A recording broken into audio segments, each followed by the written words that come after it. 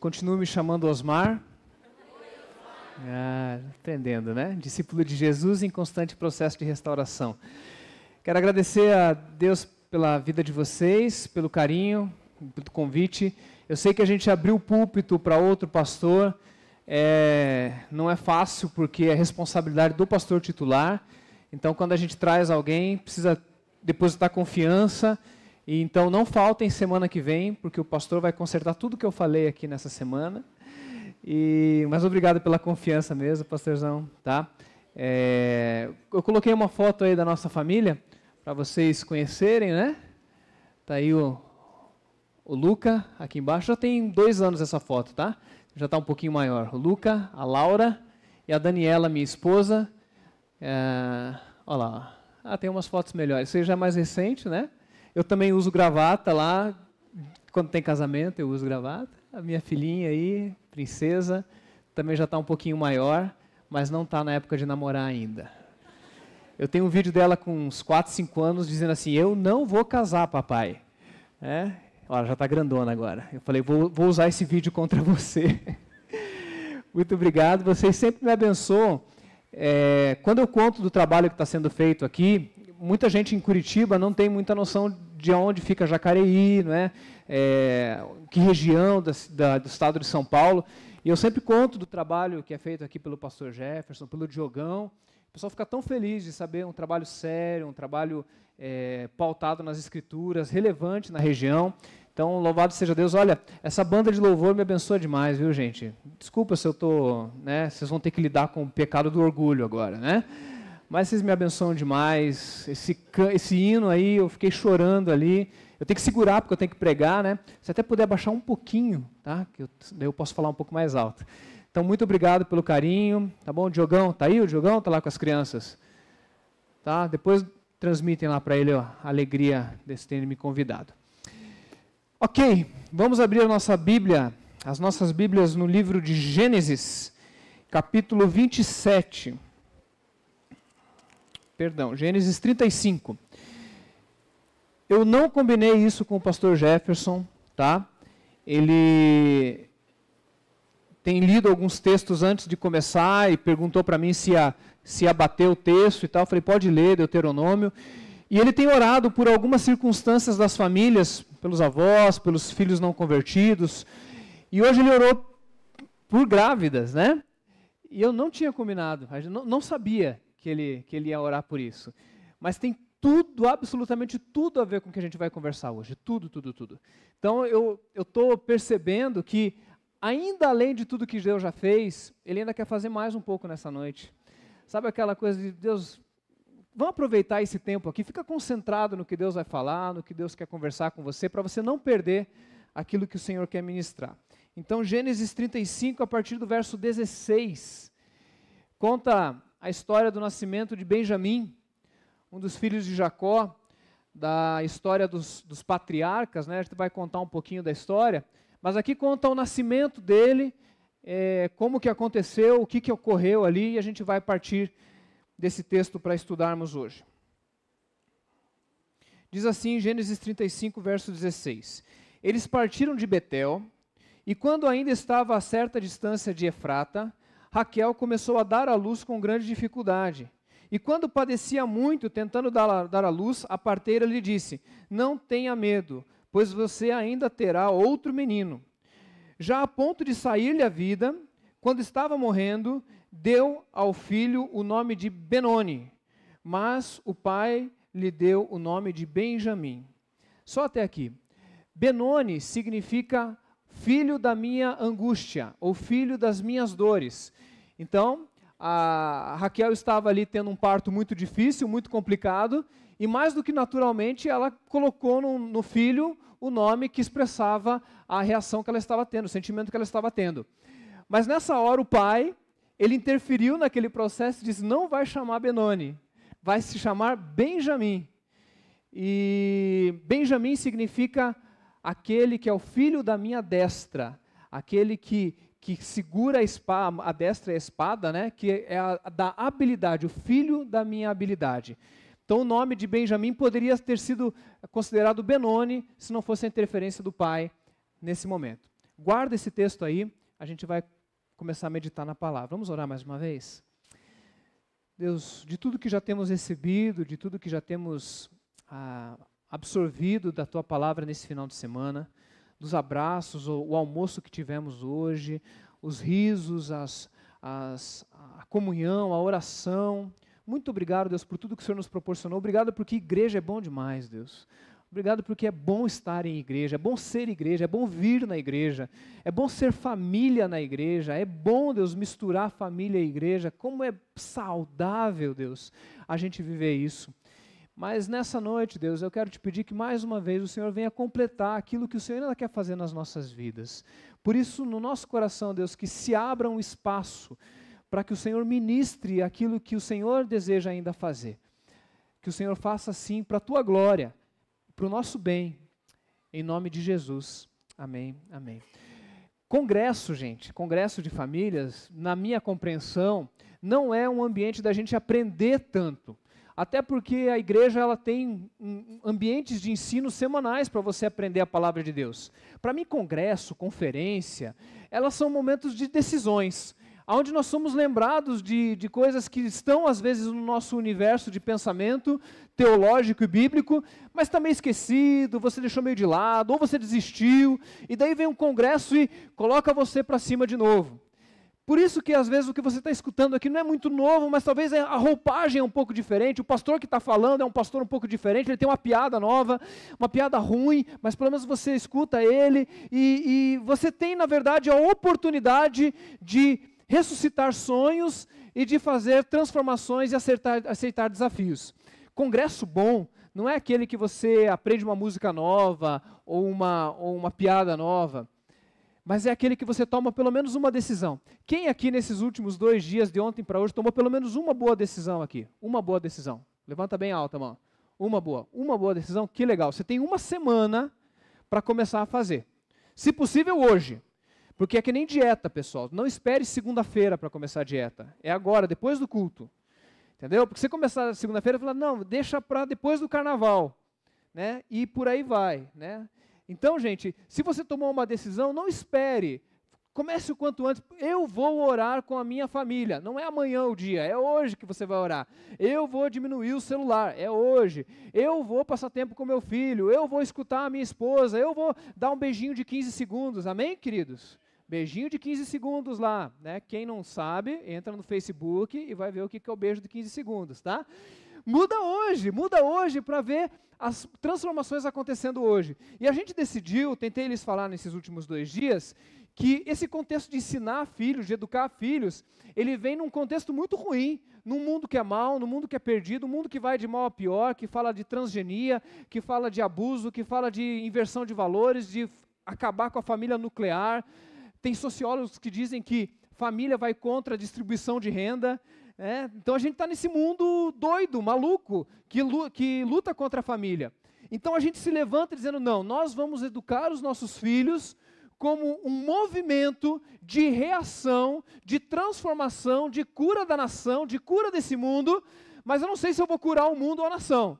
Mas a minha casa eu vou cuidar. Porque Deus me empoderou para isso, Deus me autorizou para isso, Deus conta comigo, Deus me outorgou esse direito, esse privilégio. Não é a igreja, não é a escola, sou eu. Eu e a minha casa serviremos ao Senhor. Então, nesse contexto, a gente veio abordando algumas situações, e quando a gente fala de relacionamento entre pais e filhos, a gente fala muito de ranhuras, né? de ruídos que acontecem nas relações. Não existe relacionamento sem conflito, tá bom? Não existe. Todo relacionamento ele é uma troca de afetos. O que é troca de afetos? A gente vai se afetar. Afeto não é só esse carinho aí, né, que dá origem às gravidezes aí, né? O afeto é quando você realmente estou afetado por você, você me afetou. E muitas vezes o toque e os relacionamentos causam atrito. E atrito sai faísca. E quando sai faísca, pode pegar fogo.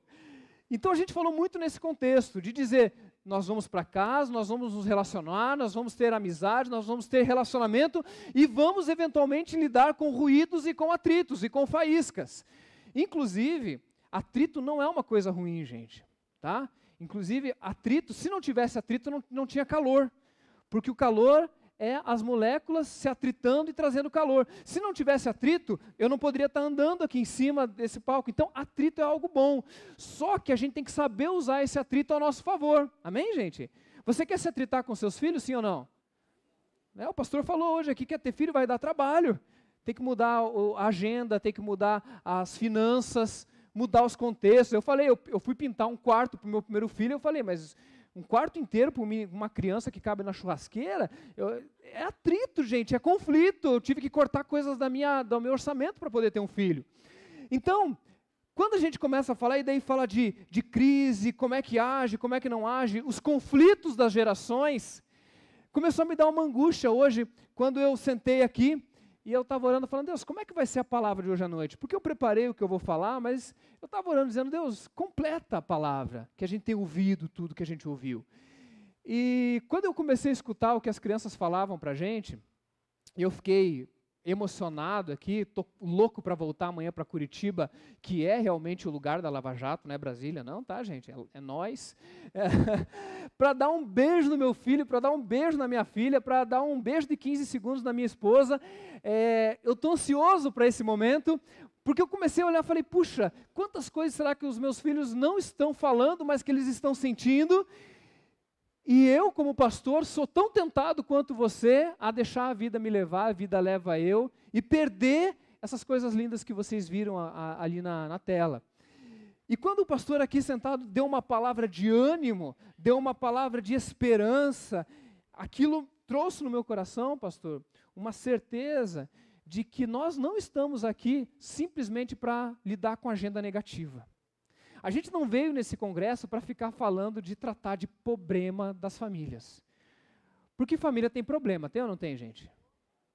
Tem, não? Se a tua não tem alguma coisa errada, não é família, né? Igreja tem problema, menos a TBB de Jacareí.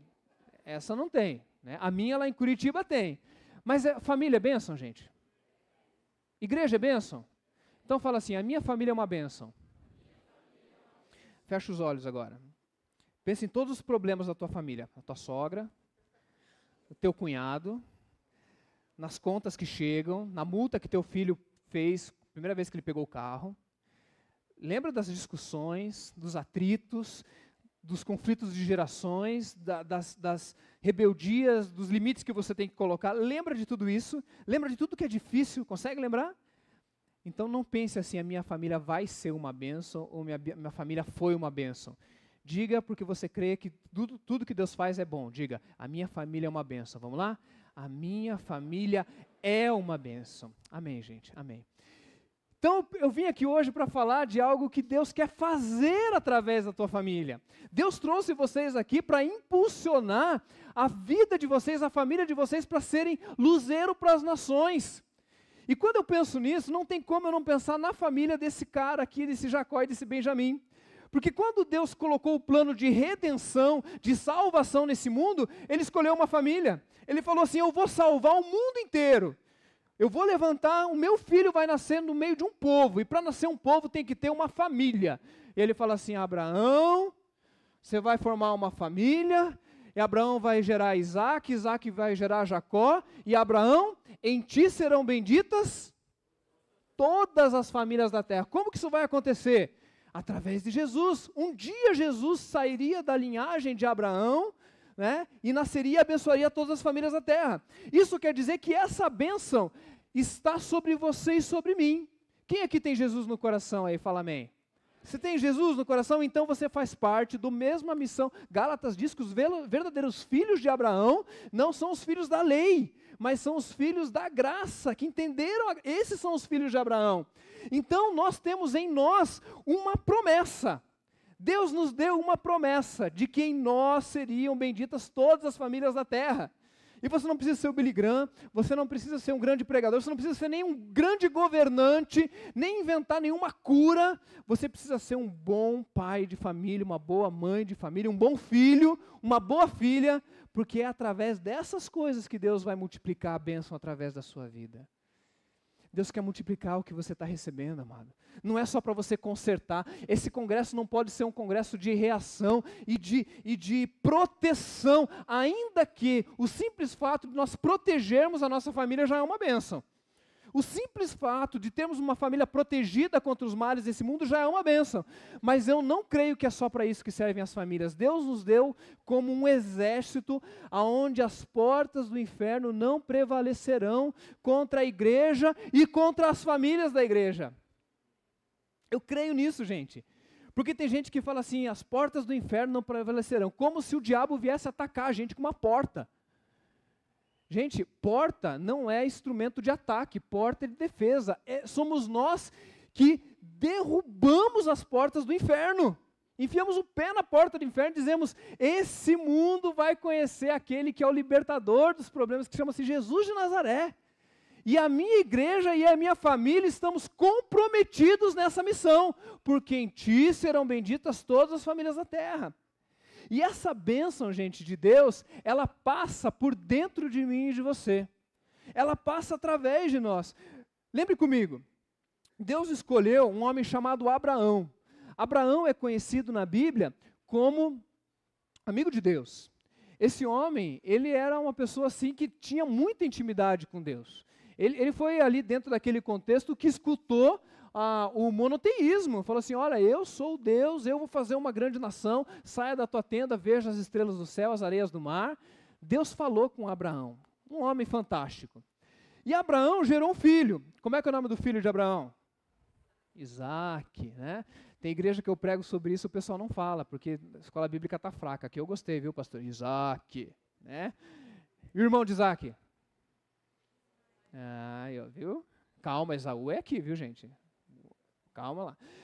Abraão gerou Isaac, mas você já viu que a história de Isaac é uma história mais ou menos na Bíblia? Ela passa meio que rápida a história. A história parece que está muito focada em Abraão, no casamento do Isaac, aquelas histórias de tapar os poços, né, que ele está lá para descobrir a esposa dele. E Isaac, ele aparece no finalzinho da história, quando ele vai abençoar o seu filho, Jacó, e o irmão dele, Esaú. E quando eu vejo aquela história de Isaac abençoando a Jacó, a gente vê que a esposa dele manipulou a situação. Mas você percebe que talvez Isaac deixou para dar a bênção tarde demais? O texto vai dizer que estava tudo sob controle, viu? Deus estava com a soberania dele sob controle. Mas de alguma maneira Isaac não conseguiu reconhecer os seus dois filhos. E com uma simples pele no braço e uma mudança de voz, Isaac abençoou o cara errado. Isso aqui dá uma confusão enorme. Então, o homem de Deus gerou alguém que já não era tão homem de Deus. Talvez a experiência que Isaac tinha com Deus não era tanto uma experiência com Deus, mas era a experiência do Deus do seu pai. O Deus do meu pai, o Deus do meu pai. E isso gerou um cara como Jacó. E Jacó, não preciso falar nada para vocês. Vocês sabem que Jacó significa usurpador. Meu professor de hebraico dizia safado, né? Ele, um japonês, né? Ele falava safado, né, irmão? Jacó significa safado, né? Por quê? Porque a bênção está passando. Existe uma promessa sobre Jacó, sim ou não? Uma promessa. Mas não antes de Deus tratar. Então eu escutei um pregador um dia dizendo que no Nordeste, ele ensinou que Abraão era um cara pai d'égua. Né? Já ouviu essa expressão, pai d'égua? Pai d'égua, um cara fera. Mas ele gerou um cara já meia boca, que era um cara arriégua. Já não era o pai d'égua, era o arriégua. E esse cara que ficou meio, né, nem barro nem tijolo, ele tinha um relacionamento ali, ele gerou uma outra pessoa, que era o Jacó, que era o filho de uma égua. Deixa eu perguntar um negócio para vocês. Jacó deu trabalho para Deus? Deu ou não deu? Deus usou Jacó? Não antes de Deus tratar o caráter dele lá no Vale do Jaboque. E talvez Deus queira tratar você aqui no Vale do Paraíba. Foi boa essa, pastor? Ótimo, obrigado. Amém. Aleluia. Aleluia.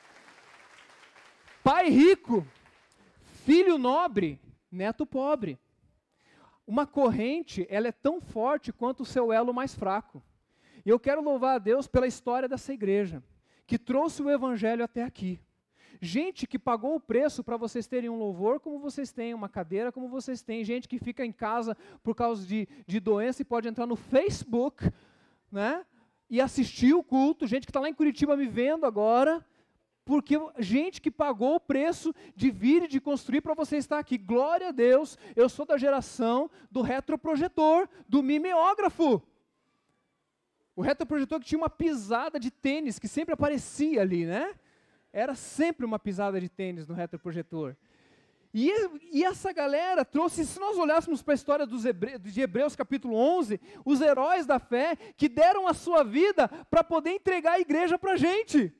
E a imagem que me vem à mente é de uma corrida de bastões, de revezamento 4x100, 4x200, aonde o primeiro corredor ele larga com aquele bastão, e ele vai correndo, correndo, correndo, e o Moisés vai correndo, e ele chega um momento que ele tem que trocar o bastão, ele tem que entregar o bastão. E nessa hora da troca de bastão, eles treinam isso parados, não sei se vocês já viram isso. Ficam os 4, um na frente do outro, eles ficam que nem robozinho assim, ó, fazendo esse movimento. E o bastão tem que passar sincronicamente até a última mão. E eles têm que treinar isso tanto parado que correndo eles têm que fazer isso. Então, quem vem correndo, chega uma hora que ele voa, que ele corre e que ele anda. E quando ele anda, ele encontra outra geração. A outra geração está andando, pega, corre e voa. Na próxima geração existe uma sincronia, aonde os conflitos e o toque de uma geração na outra não é um toque de problema e de crise, mas de abençoar a vida um do outro. Porque a maneira como você vai cuidar do teu Isaac vai afetar o teu Jacó. A maneira como você tocar a próxima geração, que você foi tocado da outra geração, afetará a outra geração. A responsabilidade que você tem é comprometer toda uma caminhada do evangelho por causa da sua vida. A minha preocupação não é com a igreja que está posta, porque a igreja que está posta, ela vai para o céu, está ok. A minha preocupação é a igreja que nós estamos gerando, porque nós já temos do bom e do melhor, queridos. Que Deus os abençoe, que dê um templo maior, que se for para outras igrejas saírem daqui, que Deus abençoe, mas a gente não pode reclamar da graça que a gente já tem. A minha preocupação é, será que o meu filho vai servir a Jesus? Será que o filho do meu filho vai ser um Jacozão? Ou será que esse cara vai me superar como Abraão? Ou será que eu sou um Isaac que não está nem aqui nem ali, não está se percebendo, e Deus me trouxe para um congresso desse para dizer assim, eu não quero gerar, porque eu estou gerando um Jacó, mas eu quero gerar, na verdade, eu quero estar aqui para poder gerar coisa boa. Talvez eu estou falando aqui com pessoas que já estão sentadas aqui porque o seu pai já era um Jacó. E você já é a graça de Deus se manifestando na tua vida. Você talvez seja a primeira geração de crentes. Quem que aqui é a primeira geração de crentes na família? Olha quanta gente, pessoal. Glória a Deus pela sua vida.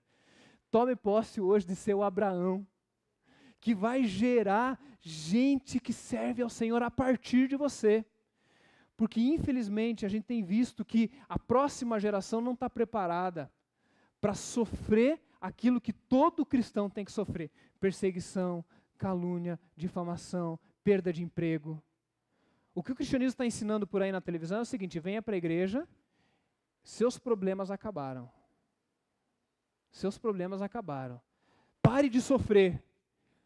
Pare de sofrer, leia Hebreus 11 e não cabe a mensagem pare de sofrer para o Evangelho. O Evangelho é o sofrimento que a gente sofre alegre porque está gerando algo bom.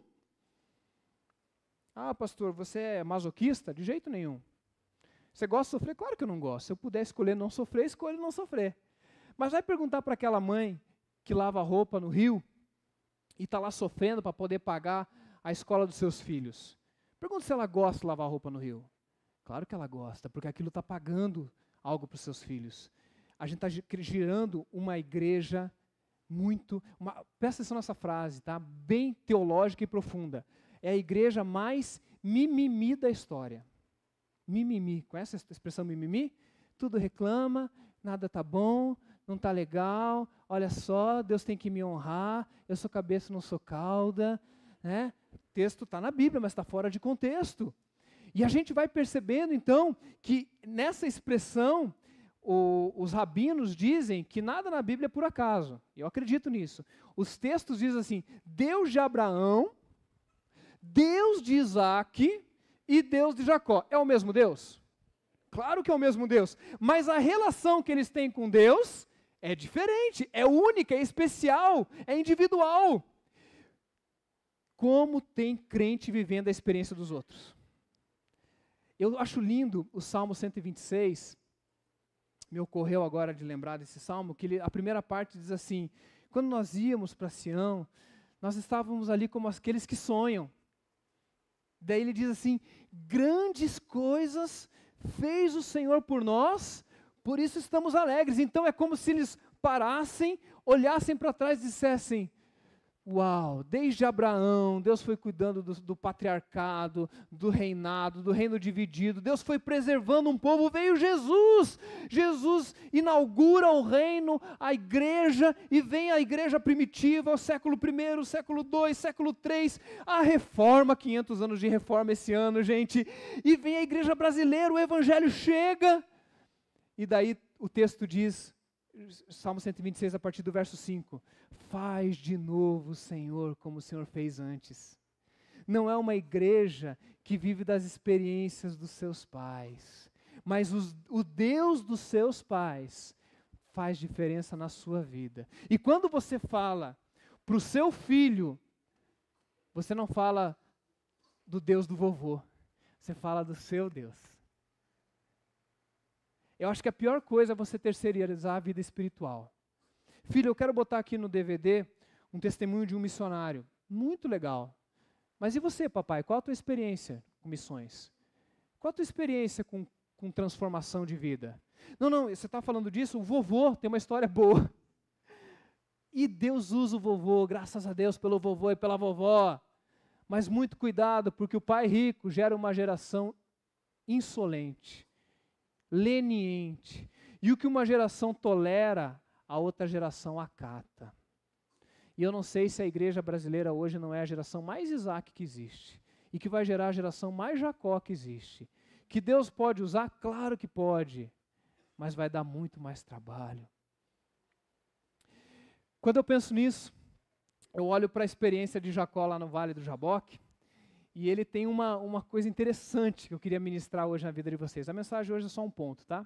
Que é esse que eu vou falar agora. Aquela briga de Jacó com Deus, tem até a música, né? Jacó segurou o anjo, agarrou o anjo, um forró gospel aí. E é um texto maravilhoso, né? Porque ele tem um contexto fantástico. Jacó, alguém que tinha um nome terrível, né? Cadê o Isaac para não deixar chamar de Jacó? Né, porque o Benjamim foi salvo como que pelo fogo, né, de se chamar Benoni. Mas o Jacó chamou Jacó. Você imagina, você crescer, qual o seu nome? Meu nome é João. E o teu nome? Meu nome é Beatriz. E o teu nome? Meu nome é Safado. Safado, presente. Safado, vem cá, presente.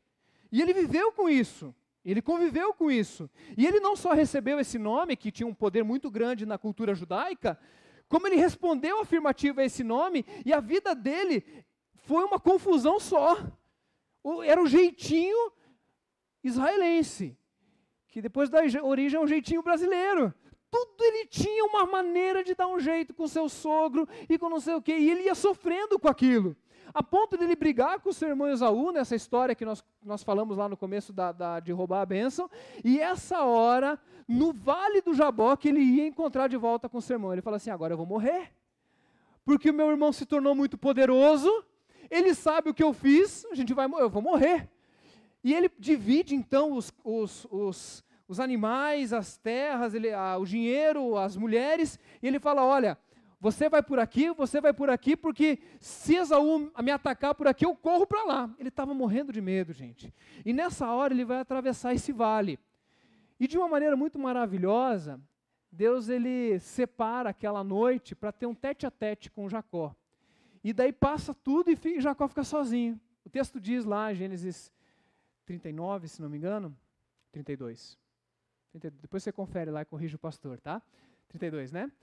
Ele divide e o texto fala assim, e Jacó ficou sozinho.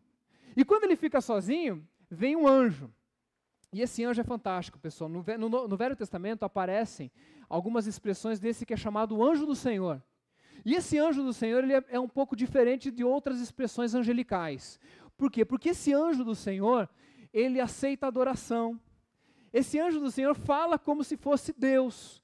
Então os teólogos, eles dizem que é como se fosse uma teofania, ou uma epifania, uma representação física de Deus na terra. Alguns chegam a dizer, então, que a representação física de Deus na terra seria uma pré-encarnação de Cristo. Fato é que esse anjo representa o próprio Deus. Então, Jacó, ele lutou com Deus. Naquela noite ele não lutou com o anjo, ele lutou com Deus. E o texto fala que ele lutou com Deus e com os homens. Quem que é Deus e que é homem ao mesmo tempo? Jesus. Então você pode olhar esse texto talvez como uma expressão realmente da pré-encarnação de Cristo. E o que eu acho lindo é que, sabe aquela briga, não sei se você já teve isso com a tua esposa, que os dois querem a mesma coisa, mas brigam? Vocês estão brigando, mas os dois querem a mesma coisa? Mas é que um tem um pensamento, o outro tem outro, os dois querem a mesma coisa, mas ficam se bicando? É exatamente o que acontece nesse texto, gente. Porque Jacó queria o quê? Jacó queria ser abençoado. Jacó queria ser abençoado, ele estava fragilizado porque ia encontrar com seu irmão, ele estava com medo, ele estava suscetível, mas ele queria ser abençoado. Ele queria a bênção, porque ele sabia que ele tinha uma promessa e que ele precisava ser abençoado, porque Deus não quer multiplicar porcaria. Deus quer tratar primeiro. E o que o anjo queria fazer? O que o anjo queria fazer? Queria abençoar. Deus queria abençoar, queria ou não queria? Não foi Deus que deu a bênção para o pai, para o avô, para o pai? Está aí, Deus, eu quero te abençoar. Agora, por que Deus quer abençoar, você quer ser abençoado e a coisa não acontece?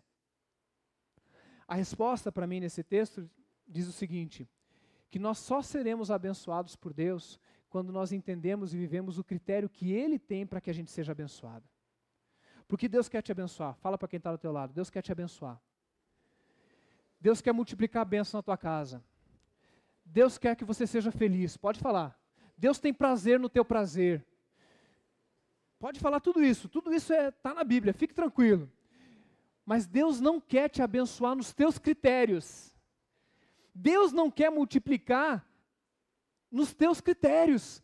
Antes dele te abençoar, antes dele multiplicar, antes dele fazer coisas grandes na tua vida, na tua família, Ele quer tratar o teu caráter.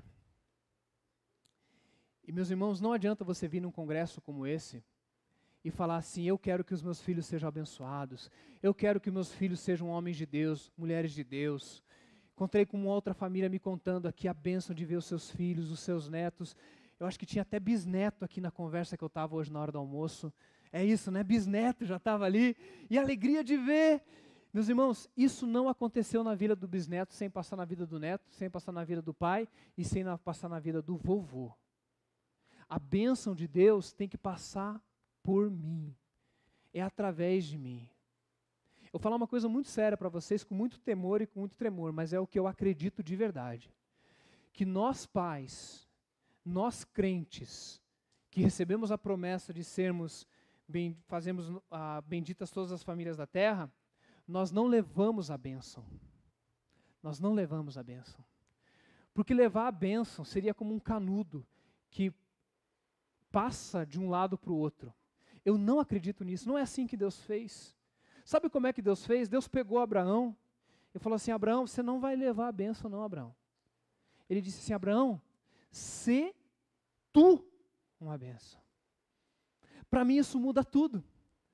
Porque eu não chego em casa dizendo assim, olha, eu tenho uma Bíblia para abençoar vocês. Eu não chego em casa e falo, eu tenho um monte de códigos morais, éticos e religiosos para abençoar vocês. Eu não chego em casa e dito um monte de regra para dizer, vocês vão ser abençoados se assim vocês fizerem. Eu chego em casa e falo assim, a bênção chegou. Cadê a bênção? Está olhando para ela. Eu sou a bênção encarnada aqui. Jesus encarnou em mim. E Deus usa a minha vida como bênção na sua vida. Papai, me abençoa. Vem cá, senta no meu colo, filho. Vou te abençoar. Mamãe, me abençoa. Vem cá. Você vai passar tempo comigo. Eu vou tocar em você. Eu vou ministrar a bênção. Gente, isso aqui não tem nada de místico, não. Tem a ver com você incorporar aquilo que Deus fez e dizer a bênção não vai pular a minha geração. Deus não vai fazer na vida dos meus filhos apesar de mim. Deus vai fazer na vida dos meus filhos através de mim. E graças a Deus, porque às vezes a gente faz tudo errado. Mas Deus pega o nosso filho que se tornou um Jacó e pega ele na curva, lá na frente, e ele se torna uma bênção. Mas talvez você possa hoje corrigir e dizer assim, eu não vou ser um cara Isaac. Eu vou tomar uma postura de dizer, Deus, usa a minha vida. Eu quero ser uma bênção. Você pode dizer isso comigo? Eu quero ser uma bênção. Muito cuidado com terceirizar coisas que eu estou falando desde ontem para você. É você, papai, é você, mamãe. Chega em casa e põe ordem na casa porque é contigo. Deus é contigo. Deus é por você, Ele não é contra você. Mas pastor, eu não sei como é que eu faço. 50% é começar, amado.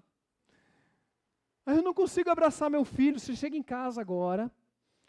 Está lá, né, duro, né? Você é durão, filhão é durão. Você chega perto dele, você finge que tropeça. E daí ele vai te segurar. Na hora que ele te segurar, você já abraça ele e fala assim. Sabe aquela coisa de você dizer, Deus, eu não sei como é que eu vou chegar ali, mas eu estou indo, Deus. Não é assim que Abraão faz. Sai da tua terra para o lugar que eu te mostrarei. E Abraão vai. Abraão, mata o Isaac. Abraão vai, gente. Porque ele confiava que Deus tinha um propósito na vida dele, ele não tinha medo. O pastor falou isso de uma maneira tão maravilhosa hoje de manhã, gente. Que bênção vocês poderem escutar sobre isso recorrentemente. Não seja covarde com os teus filhos, queridos. Não seja um covarde. Honre essas calças, papai. Honre essas cãs. Os seus filhos querem e precisam de pais e mães corajosos, para chegar e dizer, não é assim, bota ordem na casa, porque aqui chegou a bênção do Senhor. Queria fazer alguns compromissos com vocês aqui. O primeiro deles é a gente poder dizer assim, eu não vou desistir dos meus filhos. Em nome de Jesus, eu não vou desistir dos meus filhos. Tem um texto lindo da Bíblia que diz assim, pode uma mãe se esquecer dos seus filhos? Eu, todavia, não me esquecerei de ti. E a gente vive numa geração, porque a Bíblia fala isso como um sarcasmo, como uma ironia. Como é que uma mãe vai se esquecer do filho? Nós já vivemos tempos assim, sim ou não? Que mães se esquecem dos filhos. Por quê? Porque cansaram. Porque os filhos bateram a porta na cara. Porque os filhos jogaram no lixo tudo o que você falou. Você sabe aquele filho que você já chegou e disse assim, filho, eu queria conversar com você sobre isso. Ele nem te escuta mais. Ele já te bloqueou. Ele não fala mais com você. Tem assuntos que ele não quer. E às vezes você sabe que você também teve contribuição naquela porta que se fechou, sim ou não? Você sabe disso. Só que nós não estamos aqui hoje para ficar falando daquilo que você errou. Porque isso já está na cruz do Calvário. Toda a culpa já foi levada na cruz, gente. Não viva de passado. Culpa é do diabo.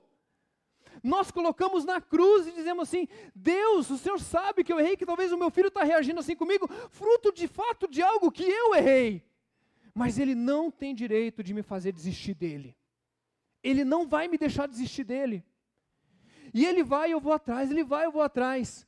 Mas pastor, como é que eu faço para respeitar o tempo dEle? Porque às vezes eu estou entrando dentro de um círculo que Ele já me deixou de fora. Parabéns pela sabedoria.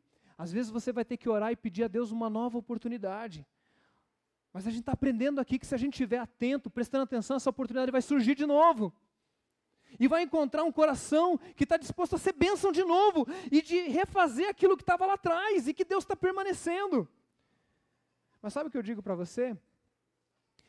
Que os nossos filhos, e eu estou em ministério pastoral há 15 anos, os nossos filhos eles podem ser imunes a todas as nossas argumentações bíblicas e teológicas. Eles podem se tornar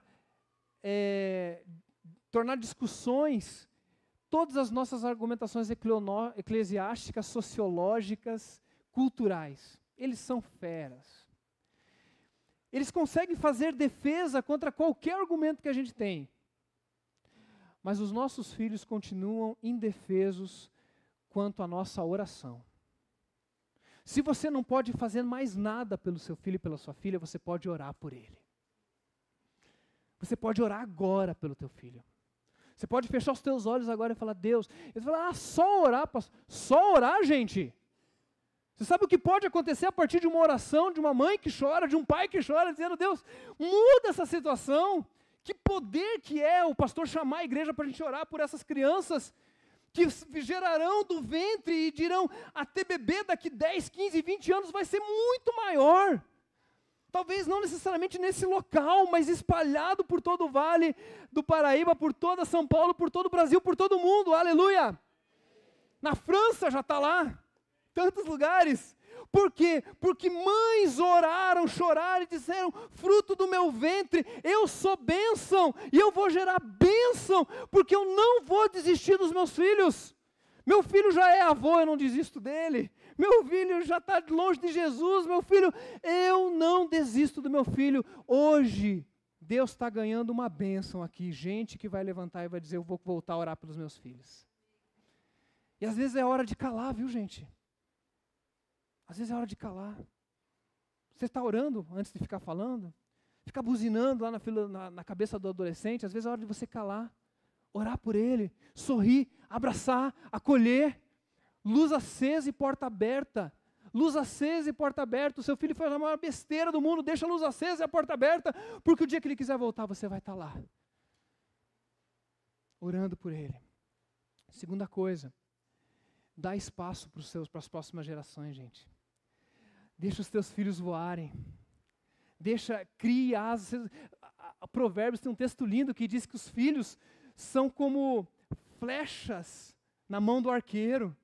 O Salmo 126, se eu não me engano, ele diz que os filhos são como a aljava, né, as flechas da aljava. E flecha não é para você guardar, é para você lançar. O teu filho tem que te superar em nome de Jesus, pessoal. Você tem que dizer, olha, eu sou Abraão, uau, mas o meu filho não vai ser Isaac, meu filho vai ser Abraão ao quadrado. E o meu neto vai ser Abraão ao cubo. E vai numa progressão geométrica, a ponto de alcançar todas as famílias da terra. Queridos, tem uma geração da igreja que precisa dar espaço para outra. E ficar feliz e dizendo, meu tempo está terminando nesse sentido. Porque a aposentadoria não tem aqui no céu, né? Só aqui na terra, só no céu. Mas talvez o foco, a gente se torna daí aqueles treinadores que já passaram o bastão e que estão ali para incentivar. Mas gente, vai, porque o bastão já está com vocês. Como é duro ver uma geração que não larga. Não largue, querido, cuide, empodere, fala, vão, dirija. Desculpa, pastor, mas eu estou muito ligado no que está acontecendo nesse final de semana. Você chamou de diácono o menino que vai orar aqui. Deu vontade de tirar a foto e voltar daqui 15 anos. Fala, e aí, já fez o curso para diaconia? Entregar ceia, visitar, cuidar de órfãos e viúvas. Esse menino escutou do pastor dele, que é uma bênção, não está levando a bênção a ele, é uma bênção, dizendo assim, ele vai ser diácono. Vai ser, não sei, mas essa é a nossa expectativa. Que sejam, inclusive, melhores diáconos do que já existem. Nos superem. Gente, para com isso porque a igreja que eu vivi, a igreja que era assim. Pessoal, eu escutei um pastor que um dia pregou sem gravata, num ato de rebeldia, e chegou um diácono e falou assim, não se fazem mais pastores como antigamente. E ele ficou mal com aquilo, passou meses pensando numa resposta. Depois ele encontrou aquela pessoa e disse assim, não, graças a Deus, porque não existem mais pastores para antigamente. Hoje nós precisamos responder a esse tempo. E agora talvez seja o momento de você liberar e dar espaço e não trazer a ira, não provoque a ira aos seus filhos. Deixa eles fazerem agora. Lembra que eu falei de manhã? Disciplina, limites. Cadê a geração para dizer menos, ainda não? Quer ir para o seminário? Ainda não, calma. Calma, vamos lá. Então, mas deixa eles florescerem. Terceira coisa, filhos, geração de juventude, não se afastem da geração anterior de vocês. Vocês precisam dos seus pais. Vocês precisam dos seus pais. Eu estou há 2 anos sem meu pai. Eu queria ter mais 5 minutos com ele. Já estou curado, viu, gente? Não estou assim, melancólico com isso. Mas como eu não dei valor. Eu boto foto dele, eu não posso olhar muito. Porque meu pai era muito chato. Era um dom que ele tinha. Mas pensa num cara prestativo. Ligava para ele às 4 da manhã, ele ia trocar a torneira, com um sorriso nos lábios. Não tinha Facebook, não tirava foto, selfie, de nada. Ele fazia simplesmente pela alegria de servir. Reclamava, reclamava assim no sentido de falar que não estava legal e tal. 5 minutos a mais eu queria ter com meu pai. Hoje eu ando com um pastor chamado Valdo, lá em Curitiba, que é o meu pastor. 61 anos de idade. Eu não desgrudo dele. Se ele quiser me largar, eu vou atrás dele. Porque eu preciso dessa geração. Se os pais precisam emancipar os filhos precisam dos seus pais. Não se distancie dos seus pais, queridos. Tá bom? Depois, quando eles ficarem velhinhos e que eles pedirem para você consertar o computador deles, que legal, né? Conserta aqui para mim, filho. Tá chovendo aí, tá chovendo aqui. Como é que é o Zap Zap? Vai lá, porque você vai dizer alguma coisa eu vou aprender. Alguma coisa eu vou ouvir. Não deixa distanciar, gente. Não deixa pular uma geração. Vamos andar junto. Vamos fazer uma aliança hoje aqui, em nome de Jesus, pastor. De que o diabo não vai conseguir separar as gerações dessa igreja. O diabo não vai achar brecha. O jeito aqui, a música aqui, o jeito da cadeira, não vai ter brecha, porque aqui mais importante do que o estilo é o relacionamento. Porque aqui a gente está construindo uma geração de bênção, que não vai parar em mim, mas que vai nos meus filhos, nos filhos dos meus filhos, até que Jesus volte. E última, mas não menos importante, é olhar para o lado e dizer assim: Senhor Deus, a igreja está com a cara dos filhos, a igreja está legal para os filhos, a igreja vai gastar com o berçário agora? Vamos gastar. Né? Por quê? Porque eles precisam estar mais bem cuidados do que a gente. Amém, queridos? Amém, gente? Essa galera, quando chegar e estiver bem na igreja, dirigindo, o pastor aqui já for um pastor aposentado, né, pregando só uma vez por ano aqui, uma vez por mês, né? Já vai ter formado a sucessão dele, né? Essa galera que ele fez o berçário vai estar dirigindo a igreja, vai cuidar da gente, porque eles vão valorizar. O grande problema é que a gente fica competindo e daí o diabo fica achando um monte de brecha maldita. Esse cântico fala assim: eu preciso. E eu não sei você, mas quando eu prego essa mensagem, eu falo assim: eu acho que hoje eu estou bem Abraão. Poxa, eu estou me sentindo que eu estou meio Isaac hoje. Eu estou numa vida meio Jacó, porque meu pai não foi grande coisa, meu avô até que foi joia, mas aqui... E eu estou gerando um filho Jacó ao quadrado. Esse cântico marcou para mim, que diz assim: eu preciso de ti. Eu preciso de ti, porque isso tudo que você falou, pastor, eu concordo. A gente não veio nesse final de semana para só se proteger, a gente veio para conquistar, a gente veio para multiplicar o evangelho. Você quer multiplicar, gente? Você crê que Deus quer multiplicar? Quer multiplicar na tua família, nos teus filhos? Você consegue visualizar os teus filhos casando na igreja? Você consegue visualizar isso? Fechar os teus olhos e dizer assim: olha só os meus filhos apresentando meus netos na igreja. Olha os meus filhos chorando quando meus netos estão indo para missões. Você consegue visualizar isso? De você olhar para os seus filhos sendo homens honestos, de caráter, que talvez tenha um carro bom, que tenha algo jóia que teve na vida, mas não abriu mão da honestidade do caráter. Porque infelizmente o que a gente tem mais visto é gente jogando tudo fora os seus valores, ganhando o mundo inteiro, mas perdendo a alma. Vamos voltar lá para o Benjamim e para o Benoni? Por causa de um pai que estava na hora e que entendeu que Deus tinha passado a bênção ali, Jacó tinha a sua vida transformada, ele já era um homem que já era uma bênção. Na hora em que Raquel estava dando a luz para o Benjamim, é Benoni. Estou aqui, filha, estou aqui, moleque vai chamar Benjamim, porque ele é filho da minha destra. E Juízes capítulo 5, versículo 14, diz que os povos de Israel, quando eles iam para a guerra, eles diziam: atrás de ti, ó Benjamim. A tribo de Benjamim puxava a briga, puxava a guerra, ia à frente, o povo ia atrás. Sabe por quê? Porque um dia Jacó levantou e falou: não vai se chamar Benoni, vai se chamar Benjamim. Não é místico não é questão do nome, mas é a postura. Dizendo: filho, você vai ser sucesso na vida. Você vai ser um homem de Deus. Filha, você vai ser uma mulher de Deus. Filho, você vai ser um diácono. Filho, você vai ser um pastor, um missionário. Você vai ser um bom profissional. Você vai ser um juiz. Você vai ser um político. Porque esse país precisa de políticos segundo o coração de Jesus. Esse país precisa de juízes segundo o coração de Jesus. Esse país precisa de promotores, precisa de médicos, precisa de pessoas de repartição pública, gente séria que ama Jesus, e que vocês e nós como pais precisamos interferir na vida dos nossos filhos e dizer, não vão ser filhos da aflição, mas vão ser filhos da minha destra. Não antes de Deus mudar a tua vida e a minha vida. Vamos ficar de pé? Enquanto a gente canta essa música, eu queria te convidar a sair do seu lugar e dizer assim, Senhor, eu de Ti preciso. Eu de Ti preciso, eu não sei aonde que você está. Talvez você já seja um cara joia, mas você quer reafirmar isso, dizendo, lá em casa nós vamos gerar multiplicação de bênção. Se Deus está falando algo com você, você se tomou uma decisão com Jesus, de fazer algo, mudar algo na sua família nesse final de semana, vem aqui para frente. Queria orar com você, pode sair do seu lugar, pode vir. A gente vai orar juntos aqui. Venha com a sua casa.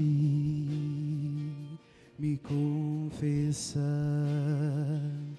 pra minha alma descansar. Sem tuas mãos perdido estou. Guia-me por teu amor.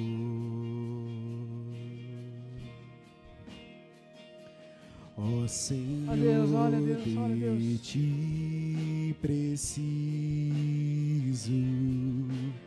mais e mais preciso, meu defensor, justo e fiel, de Ti eu preciso.